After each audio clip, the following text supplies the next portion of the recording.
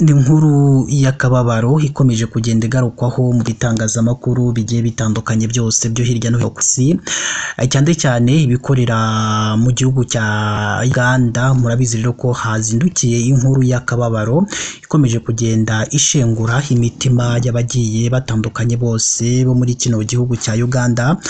Ni inkuru rero ikomeje kugenda ibabaza abantu bose bayumvise, aho kuri ubu ngubu impanuka y'imodoka, aho imodoka zagonganye abantu barenga hafi 46 bose bahasiga ubuzima. Gusa amakuru yari yatangajwe mu masaha ya mu gitondo yavugaga ko iyi mpanuka yaguyemo abantu 63, ariko kuri ubu ngubu nyine polisi yo muri kiriya gihugu yaje kuza kuba ihakana ayo makuru, ivuga ko abapfiriye muri iyo mpanuka ari abantu 46 nk'uko nyine ibitaro byakiriye indembe ndetse n'ababuriye mu buzima, ngo niko byatangaje byo muri kiriya gihugu cya Uganda. Gusa rero ubwo iyi mpanuka yari ikimara kuba, perezida wa kiriya gihugu ari we Yoweri Kaguta Museveni yavuze ko buri muryango wese wabuze umuntu wapfuye yamugeneye amashiringi. Uraza rero kugenda usobanukirwa byinshi ndetse n'uwakomerekeye muri iyo mpanuka.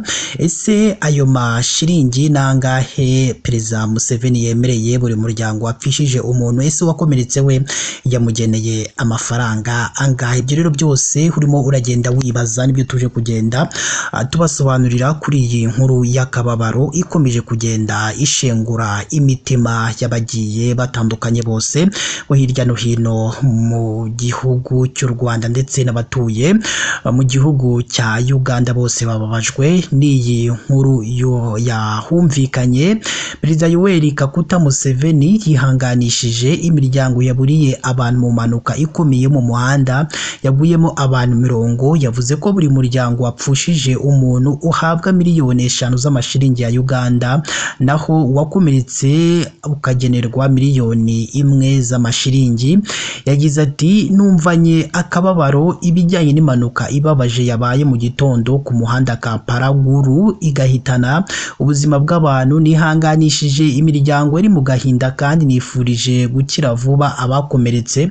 Perezida Museveni yavuze ko yasabye ababishinzwe mu biro by'umukuru w'igihugu guha miliyoni 5 z'amashiringi ya Uganda buri muryango wapfushije umuntu, naho umuryango ufite umuntu wakomeretse ugahabwa miliyoni 1 y'amashiringi.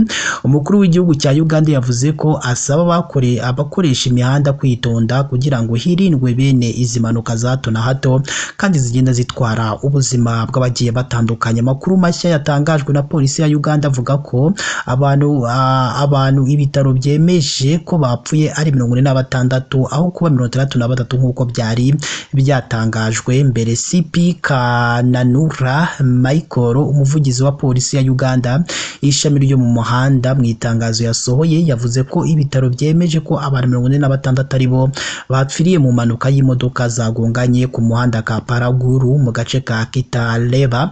Ubwo hatangazwaga amakuru ya mbere ngo hari abantu bari muri koma bitiranwaga n'abapfuye, abandi bari bakomeretse cyane nabo ngo hari abari babazwe mu bapfuye mu masaha y'igicuku mu ijoro ry'uyu wa gatatu tariki 22 Ukwakira 2025 imodoka enye zagonganye. Amakuru ya mbere avuga ko umushoferi wari utwaye bisi yo mu bwoko bwa Isuzu ifite ibirango bya UPF 614 yavaga i Kampala igana Iguru yagerageje guca ku ikamyo yo mu bwoko bwa Tata, nibwo indi bisi yavaga mu cyerekezo gitandukanye n'icya ya mbere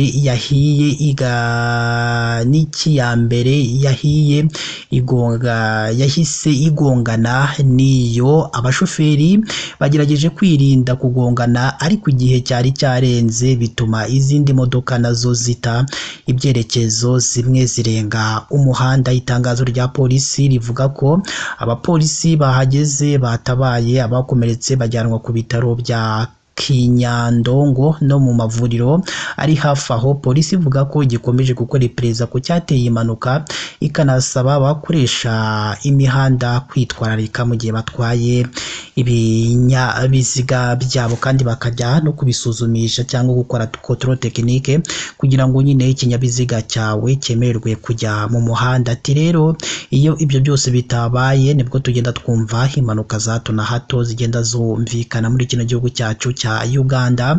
Abantu bose rero bakomeje kugenda bababazwa n'iyi mpanuka yumvikanye muri kino gihugu cya Uganda. Murumva ko abantu hafi 40 n'abangahe n'abantu benshi cyane, murumva ko igihugu rwose kibabaje, urumva ko ari inkuru ibabaje cyane yumvikanye muri kiriya gihugu cya Uganda. Reka rero natwe abakunzi ba Deep News TV twihanganishe nyine imiryango yabuze ababo, kuko kubura umuntu wawe ni ibintu by'akababaro, ni ibintu bikomeje kugenda bishengura imitima y'abagiye batandukanye, kandi n'abakomerekeye muri iyi mpanuka reka nabo nyine tubifurize gukira kugira ngo nabo basubire mu buzima busanzwe. Mukomeze mugire ibihe byiza, Imana yo mu ijuru ijye ikomeza ibane namwe. Mwibuke kandi kureba munsi y'amakuru murabona ahantu handitse ijambo subscribe kugira ngo nyine mujye mubaba mu ba mbere mu kubona zino breaking news tuba twabateguriye. Mukomeze mugire ibihe byiza.